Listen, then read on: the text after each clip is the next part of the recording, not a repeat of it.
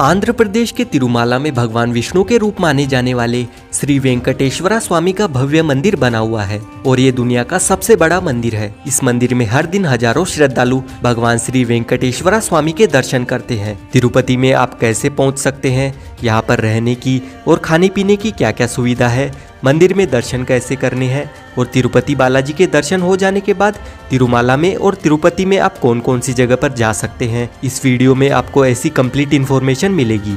तिरुपति बालाजी आने के लिए आपको आंध्र प्रदेश के तिरुपति रेलवे स्टेशन तक आ जाना होगा या फिर आप रेनीगुंटा रेलवे स्टेशन तक भी आ सकते हैं। तिरुपति पहुंचने के बाद सबसे पहले आपको दर्शन टोकन लेना होगा। स्पेशल एंट्री दर्शन टिकट आप 2.5 महीने पहले ही ऑनलाइन बुकिंग कर ले या फिर यहाँ आने के बाद तिरुपति रेलवे स्टेशन के बाहरी विष्णु निवासम से आप सर्वदर्शन फ्री टोकन ले सकते हैं। अगर आपने ऑनलाइन रूम बुक नहीं किया है तो यहाँ पर आप 100 रुपए से लेकर 1000 रुपए तक ऑफलाइन रूम भी ले सकते हैं। तिरुपति बालाजी के दर्शन करने से पहले ऐसी मान्यता है कि पहले आपको पद्मावती देवी के दर्शन करने होते हैं, इसीलिए सबसे पहले हम आ चुके हैं पद्मावती अम्मावारी टेम्पल में। तिरुपति बालाजी की 2 पत्नियां थी, उन्हीं में से एक पद्मावती देवी है जो तिरुपति बालाजी से नाराज होकर वैकुंठ धाम से उतरकर धरती पर मनुष्य रूप लेकर आ गई थी। फिर तिरुपति बालाजी भी उन्हें मनाने के लिए धरती पर मनुष्य रूप लेकर आए थे और उन्होंने पद्मावती देवी के साथ फिर से विवाह किया था। तिरुपति सिटी से तिरुपति बालाजी का मंदिर 22 किलोमीटर की दूरी पर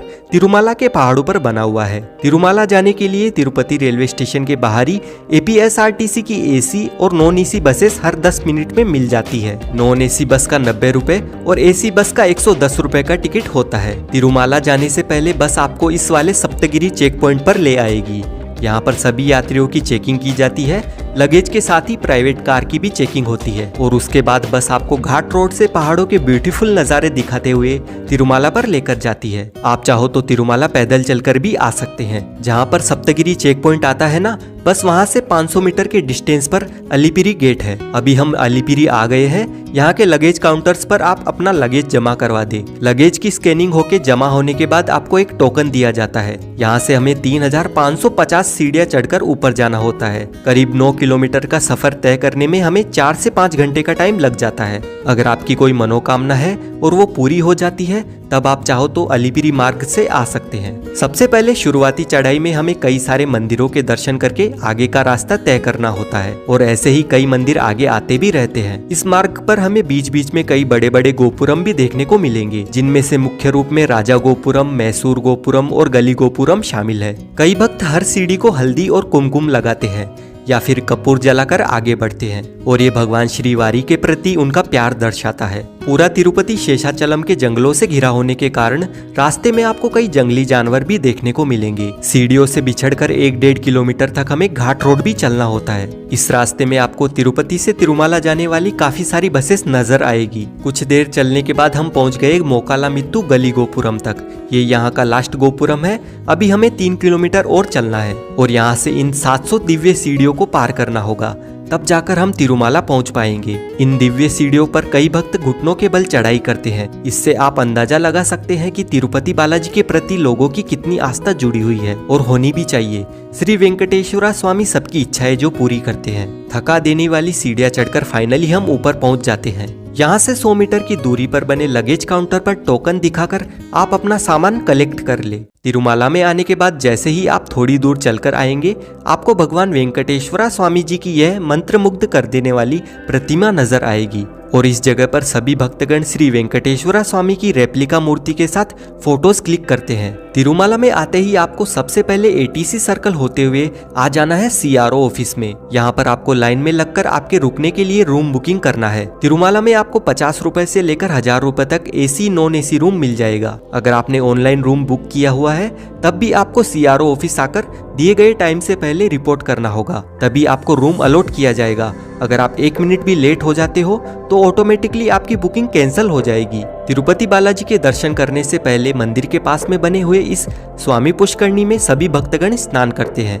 उसके बाद श्री वारा स्वामी जी के दर्शन करना भी जरूरी होता है, क्योंकि जब श्री वेंकटेश्वरा स्वामी यहाँ पर आए थे तो रहने के लिए उन्होंने पहले यहाँ के वारा स्वामी जी से परमिशन मांगी थी। बालाजी मंदिर के अंदर बालाजी की जो मूर्ति है वो किसी ने भी नहीं बनाई थी, वो यहाँ पर स्वयं प्रकट हुई थी। इसलिए मूर्ति पर जो बाल है वो असली है और तिरुपति बालाजी के हृदय में लक्ष्मी माता का निवास है। इसी कारण बालाजी को नारी और पुरुष के रूप में पूजा जाता है और उन्हें वेंकटेश्वरा स्वामी के नाम से जाना जाता है। अगर आप तिरुपति बालाजी के पास में खड़े होकर ध्यान से सुने तो आपको समुद्र की लहरों की आवाज सुनाई देती है। त्योहार या छुट्टियों के समय जब आप दर्शन करने जाते हो तो यहाँ पर आपको दर्शन करने में करीब 10 से 12 घंटे का टाइम लग जाता है और अगर आपके पास में स्पेशल एंट्री दर्शन टिकट है तो सिर्फ 3 से 4 घंटे में दर्शन हो जाते हैं। भक्तों को दर्शन मिलने के बाद प्रसाद के रूप में स्वादिष्ट लड्डू दिया जाता है। साथ ही मंदिर परिसर में आने वाले सभी भक्तों के लिए ट्रस्ट की ओर से निःशुल्क भोजनालय बनाया गया है। यहाँ पर आपको केले के पत्तों पर भोजन परोसा जाता है और ये खाना बहुत ही ज्यादा स्वादिष्ट होता है। अगर आप तिरुपति बालाजी आते हो यहाँ का भोजन जरूर ग्रहण करना, बिल्कुल भी मिस मत करना।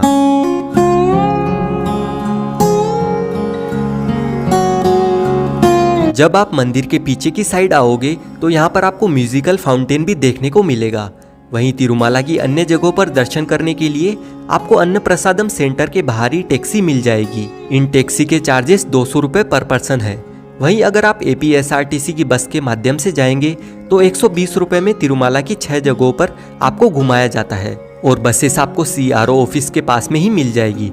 तो सबसे पहले हम आ चुके हैं पाप विनाशम तीर्थम पर। इस जगह पर आने के लिए आपको 5 मिनट सीढ़ियों से चलकर आना होता है और माना जाता है कि इस जगह से जो पानी बहता है वो भगवान विष्णु के चरणों से आता है और यहाँ पर जो स्नान कर लेता है उनके पापों का निवारण हो जाता है। और स्नान करने के बाद सामने ही गंगा देवी मंदिर बना हुआ है, वहाँ पर भी आपको दर्शन करना होता है। तिरुमाला से यह जगह 5 किलोमीटर की दूरी पर है। पाप विनाशम तीर्थम में दर्शन करने के बाद बस आपको आकाश गंगा लेकर आती है और इसी जगह से श्री वेंकटेश्वरा स्वामी का अभिषेक करने के लिए रोज पानी लेकर जाया जाता है।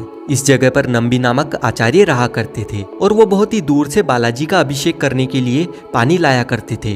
पर एक दिन बालाजी ने बालक रूप धारण करके उनसे पानी मांगा, लेकिन आचार्य जी ने उस बालक से कहा कि पानी मैं बहुत दूर से लाया हूँ, ये पानी मैं आपको नहीं दे सकता। तब बालाजी ने तीर चलाकर इस जगह से पानी निकाला और आचार्य जी से कहा कि आप यहाँ का पानी श्री वेंकटेश्वरा स्वामी का अभिषेक करने के लिए इस्तेमाल कर सकते हैं। यहाँ का पानी आप अपने घर के लिए भी लेकर जा सकते हैं। अभी हम आ चुके हैं हमारे तीसरे दर्शनीय स्थल पर। इस जगह का नाम है वेणुगोपाल स्वामी टेम्पल। इस मंदिर में जाने के लिए आपसे 5 रुपए एंट्री फीस के तौर पर लिए जाते हैं। ये जगह वेणुगोपाल स्वामी मंदिर के नाम से बहुत ही फेमस है। ये एक कृष्ण मंदिर है और हाथीराम जी मठ द्वारा संचालित है।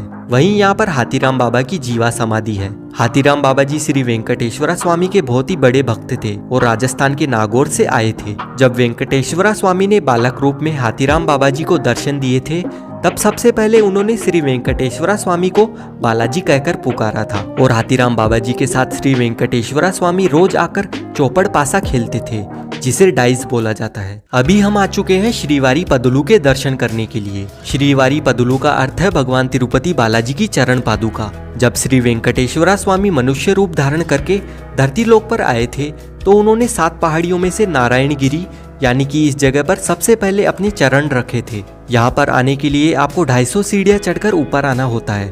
चरण पादुका के साथ ही यहाँ पर आपको बहुत ही ब्यूटीफुल नेचर के नज़ारे भी देखने को मिलेंगे।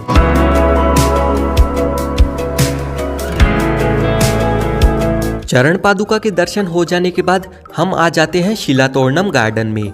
ये एक बहुत ही ब्यूटीफुल गार्डन है और यहाँ पर आपको नेचुरल पत्थरों से जुड़ा हुआ आर्च भी देखने को मिलता है जो कि बहुत ही अद्भुत और मिस्टीरियस है। इस गार्डन में आपको पीकॉक, हंस और कई तरह के फ्रूट्स भी दिखाई देंगे। शिलातोरणम गार्डन घूमने के बाद थोड़ा सा आगे बढ़ते ही सीढ़ियों से होकर 2 मिनट चलने के बाद आपको ये वाला तीर्थ नजर आएगा। इसी जगह पर भगवान विष्णु का सुदर्शन चक्र गिरा था और उस कारण से यहाँ पर तीर्थ उत्पन्न हुआ था और इसीलिए इस जगह को चक्र तीर्थम कहा जाता है। और इसी जगह से 2 मिनट की दूरी पर एक और प्राचीन मंदिर बना हुआ है और साथ ही यहाँ पर एक छोटा सा वाटरफॉल भी है।